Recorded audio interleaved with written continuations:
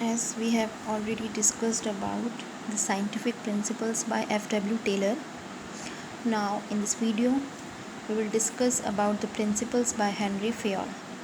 First of all, I am telling you who was Henry Fayol. Henry Fayol was a scientist who developed the 14 principles of management. He was born in France in 1841. When he was studying, he got a degree in mining engineering in 1860. In 1888, in the year 1888, he was promoted as the managing director of coal mining company. At that time, this company was in situation of insolvency. He accepted the challenge and he bring out the company from this situation, and finally he succeeded. When he retired after 30 years, the company was leading coal steel company with strong financial background. Now, I have already told you, Henry Fayol is known as the father of management. Why he is known as the father of management? Because of three reasons. First reason is he made the clear distinction between technical and managerial. Means he told us about who is the superior and who is the subordinate. Next thing he cleared is he identified the main steps of management. The main steps involved in management I have already told you: planning, organizing, staffing, directing and controlling. And the third one is he developed 14 principles of management, which we will study in this video. Now we are discussing about his principles. The first principle is division of work. So before starting these principles, I request all of you to please read the book thoroughly. Read your textbook so that ताकि आपको और अच्छे से समझ में आए. Now here we are starting up with the first principle, that is division of work. Division of work नाम में लिखा है division. Division means divide करना. नाम में लिखा है कि काम को डिवाइड करा जाए, क्योंकि अगर एक इंसान को सारा काम दे दिया जाए तो वो ओवरबर्डन हो जाएगा. दूसरी बात, एक इंसान हर काम में एक्सपर्ट नहीं होता. तो फेयोल ने कहा है the whole work is divided into small task. हम पूरे काम को छोटे छोटे टास्क में डिवाइड करेंगे and then those small task are assign to persons according to their capabilities. उनकी कैपेबिलिटीज़ हो गई, जैसे उनकी क्वालिफ़िकेशन के अकॉर्डिंग काम डिवाइड करेंगे, उनके एक्सपीरियंस के अकॉर्डिंग, उनकी एबिलिटी के अकॉर्डिंग. ये सारी कैपेबिलिटीज़ हैं. When a single person do the same task again and again, एक इंसान अगर बार बार वही काम करेगा तो वो उसमें ऑब्वियसली एक्सपर्ट हो जाएगा और वो स्पेशलाइज हो जाएगा, उसका एफिशिएंसी लेवल बढ़ेगा और जो टास्क है वो बहुत अच्छे से परफॉर्म होगा, कॉस्ट भी कम आएगी और मैक्सिमम यूटिलाइजेशन ऑफ रिसोर्सेज भी होंगे. So that is all about division of work. Means काम को हमें पूरी तरीके से डिवाइड करना है. अगर हम काम को डिवाइड नहीं करेंगे, एक ही पर्सन को सारा काम देंगे तो वो ओवरबर्डन हो जाएगा और काम में परफेक्शन, काम में एफिशिएंसी नहीं आएगी. Now talking about the second principle, that is authority and responsibility.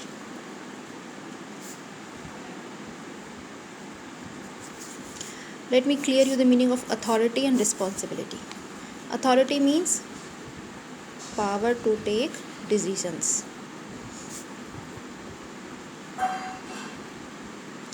आपको कितनी पावर है, अगर कोई आपको किसी चीज़ का हेड बना दिया जाए तो आपको कितनी पावर है कि आप उसके डिसीजन ले पाओ. अगर कोई भी चीज़ अब दूसरी बात करते हैं हम रिस्पॉन्सिबिलिटी की. रिस्पॉन्सिबिलिटी का मतलब होता है obligation to do task on time.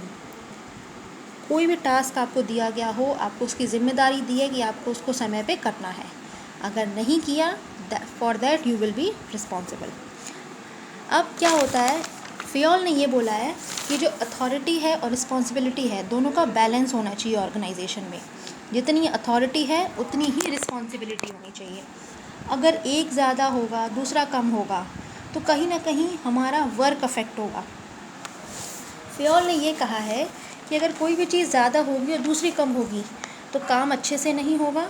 For example, आपका जो प्रोडक्शन डिपार्टमेंट है, उसको काम दिया गया 1000 यूनिट्स इन 10 डेज़ बना के दो। अब उनको रिस्पॉन्सिबिलिटी तो दे दी, पर अगर रॉ मटेरियल परचेज़ करने की अथॉरिटी नहीं दी तो दैट में ब्रिंग नेगेटिव रिजल्ट्स। यानी दोनों की जितनी अथॉरिटी होनी चाहिए उतनी ही रिस्पॉन्सिबिलिटी होनी चाहिए। अगर फियोल ने कहा है कि अगर एक्सेस ऑफ अथॉरिटी है, अथॉरिटी ज़्यादा है और रिस्पॉन्सिबिलिटी कम है, तो क्या आएंगे, अथॉरिटी ज़्यादा होने से नेगेटिव रिजल्ट्स आएंगे, है ना। और रिस्पॉन्सिबिलिटी ज़्यादा है और अथॉरिटी कम नहीं है तो काम समय पे नहीं हो पाएगा। Task is not going to be completed in time।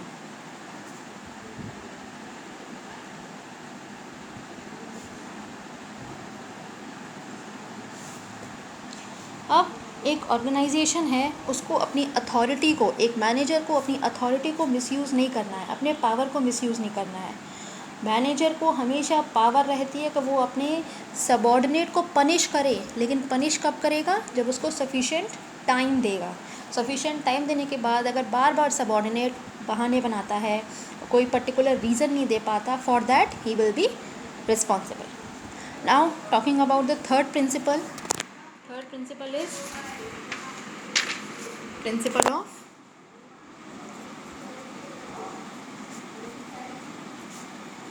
Of discipline. Discipline क्या है? डिसिप्लिन की ज़रूरत आजकल हर कहीं है, in school, in colleges, in hospitals, in companies, everywhere discipline is required. Discipline क्या होता है? कोड ऑफ कंडक्ट को, रूल्स एंड रेगुलेशंस को फॉलो करना। रूल्स एंड रेगुलेशंस को फॉलो करना। अगर डिसिप्लिन को फॉलो नहीं करते तो हमें पेनल्टीज़ देनी पड़ती हैं। डिसिप्लिन में हमें सुपीरियर और सबॉर्डिनेट के बीच में क्लियर एग्रीमेंट रहता है। अगर सुपीरियर ने बोला है सबॉर्डिनेट को कि आपको ये काम करना है, तो it is the duty of subordinate to do the task on time, that is discipline, without making any kind of commitment. Now फियोल ने ये बोला है कि डिसिप्लिन की ज़रूरत सुपीरियर को भी है और सबॉर्डिनेट को भी है, लेकिन केवल लोअर लेवल पे ही नहीं। In management we have studied 3 levels in chapter first, top, middle and lower. So discipline is required at all levels, top, middle and lower। तीनों लेवल्स पे जितने भी सुपीरियर हैं, जितने भी सबॉर्डिनेट्स हैं, सबको डिसिप्लिन में रह के काम करना है।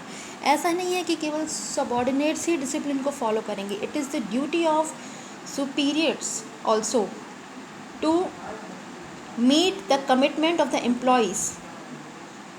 Now for example, the employees must honor their commitments towards the organization by working effectively and efficiently.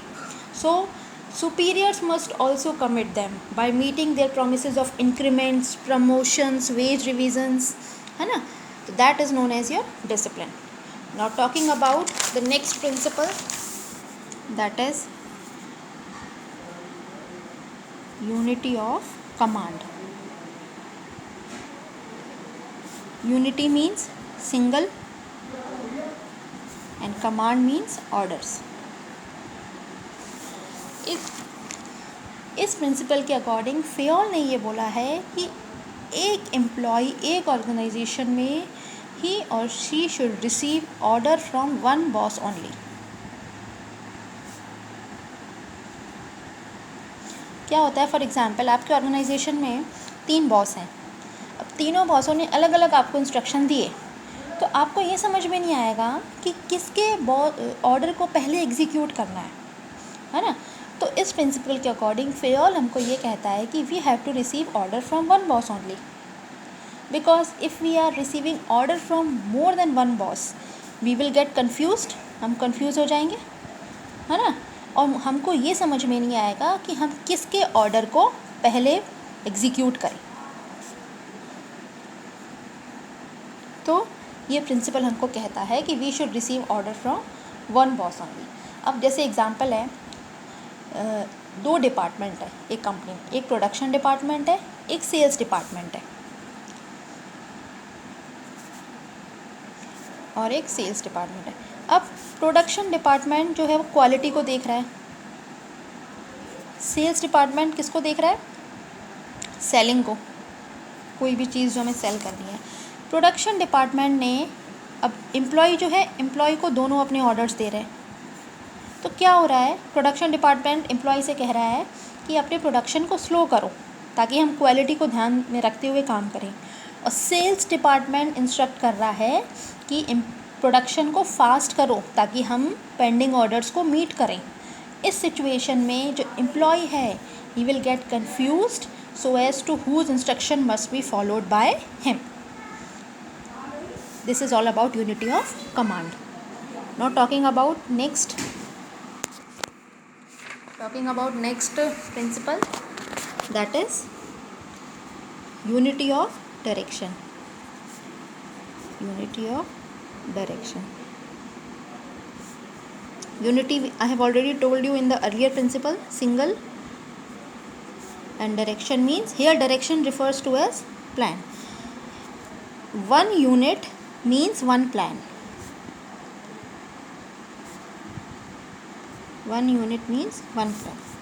Now according to this principle, ये प्रिंसिपल हमको ये कहता है कि जितने भी मेंबर्स हैं, जितने भी एम्प्लॉयज़ हैं ऑर्गेनाइजेशन में, they must be directed towards one direction. That is, all must have a common goal, सबका गोल कॉमन होना चाहिए। कॉमन गोल कैसे? फॉर एग्ज़ाम्पल, एक ऑर्गेनाइजेशन है, वो बहुत सारे प्रोडक्ट्स बना रही है, जैसे हो गए कॉस्मेटिक्स के, हो गए मेडिसिन्स, हो गए और फुटवेयर्स, हो गए यूटेंसिल्स, हो गए। तो जो हर डिपार्टमेंट है, कॉस्मेटिक्स है, फुटवेयर्स है, यूटेंसिल्स है, इन सब का अपना अपना एक प्लान होना चाहिए। इसके अंडर में जितने भी एम्प्लॉयज़ काम कर रहे हैं वो प्लान को ध्यान में रखते हुए काम करेंगे। फुटवेयर्स के अंडर में जितने भी एम्प्लॉयज़ कर रहे हैं वो अपने प्लान को ध्यान में रखते हुए काम करेंगे, और इन सब का अपना अपना एक अलग प्लान होना चाहिए। अलग प्लान से क्या होगा, अगर एक ही डिपार्टमेंट के मोर देन वन प्लान्स होंगे तो again a confusion will be created in the mind of subordinates, और सुपीरियर्स भी काम नहीं कर पाएंगे। That is all about unity of direction. One unit means one plan. Now coming to next principle.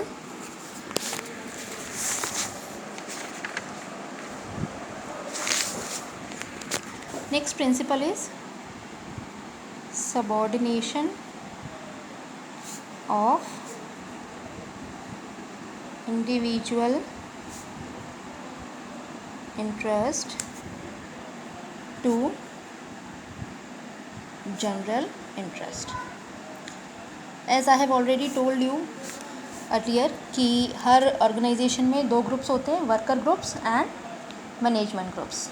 अब management का जो गोल होता है, वही किसका गोल होता है, ऑर्गेनाइजेशन का, दैट इज ऑर्गेनाइजेशनल गोल। और वर्कर का जो गोल होता है वो उसका पर्सनल होता है, खुद का। तो इस प्रिंसिपल के अकॉर्डिंग इंटरेस्ट ऑफ ऑर्गेनाइजेशन, यानी जो ऑर्गेनाइजेशन का गोल है, that must supersede the interest of individual, यानी इंडिविजुअल को अपने इंटरेस्ट को ध्यान में न रखते हुए किसके इंटरेस्ट को देखना है, ऑर्गेनाइजेशन के, because we have to work in the organisation, we have to work for the organisation. अगर कोई प्रॉब्लम आ रही है, if the objectives of the individual are in the same direction of organisation, अगर दोनों के सेम ऑब्जेक्टिव हैं तो कोई प्रॉब्लम वाली बात नहीं है। इफ़ ऑब्जेक्टिव्स आर डिफरेंट, दोनों के ऑब्जेक्टिव डिफरेंट हैं, तो मैनेजर को, जो मैनेजर है उनके ऑब्जेक्टिव्स को इक्वल करना है, बराबर करना है। और अगर किसी वजह से मैनेजर नहीं कर पा रहा है तो इंडिविजुअल के अपने गोल को, अपने इंटरेस्ट को सेक्रीफाइस करना होगा और उसको ऑर्गेनाइजेशनल के गोल को अचीव करने में हेल्प करनी होगी, क्योंकि हम अपने खुद के लिए काम नहीं करते, हम किसके लिए काम कर रहे हैं? For our organisation. मैनेजर को हमेशा डिसीजन लेना चाहिए, प्रायोरिटी किसको देनी चाहिए? ऑर्गेनाइजेशन को। मैनेजर को हमेशा अपनी अथॉरिटी को मिसयूज़ नहीं करना चाहिए। Now coming to seventh one is remuneration of persons. Here remuneration means, remuneration you already know, wages or salaries. इस प्रिंसिपल के according employees in the organisation must be paid fairly. Fairly means अब fair wages किस basis पे हम decide करते हैं? 3 conditions है fair wages के लिए।